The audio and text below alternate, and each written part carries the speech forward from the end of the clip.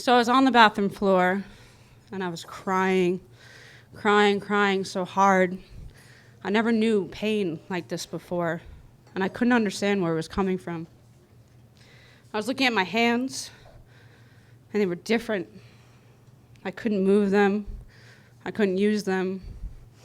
There was this pain coming out of them that I had never felt before.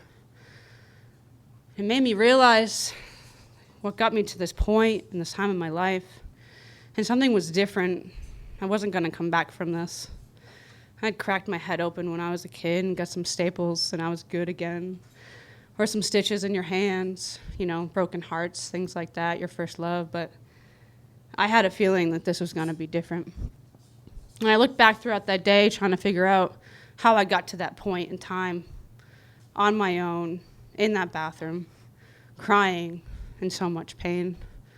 I was working my first job, and my left hand was kind of feeling a little weird. Couldn't really use it, but whatever. We're all in pain every day. This life sucks a little bit sometimes, right? So I go to my second job, because we have to work 2 jobs to survive in this life that we're living that kind of sucks sometimes. And by the time I got to my second job, my right hand wasn't working. The weird part about all of this is I look like I do today. See my hands? Look fine. People didn't believe me. I didn't know what was going on. So I put some icy hot on it. I told them I had to leave work. I figured I'd wake up the next morning and everything would be okay. And it was a couple hours later that I landed in that bathroom. So I made it through the night, just crying, wondering why, what was going on. But I thought maybe I'd be okay the next day. So I went to the doctors, or the walk-in care, which always seems to misdiagnose you. And so I left with carpal tunnel. Yeah, that didn't really make any sense to me, but at that moment in time, I'd rather believe that I had carpal tunnel than anything else. So I left the doctors, excited, we're good to go, chain smoked some more cigarettes, because that was probably helpful, and moved on with the rest of my day. I didn't have carpal tunnel, but I wouldn't figure that out for a decent amount of time after that. The thing about this type of disease is that it comes in some unique ways. Your left foot, then your right foot, or your left hand, and then your right hand, and so on and so forth. And you feel your body breaking down, and you figure out what it is to not be able to use parts of your body. You didn't know your pinky was that useful. It's extremely useful, or your big toe. Like, your big toe does a lot, so take care of your big toe. But going through this process and feeling this and knowing that something was really, really wrong, I went through the first stage of denying it, moving on, drinking excessively, smoking cigarettes, probably eating pizza every night for dinner.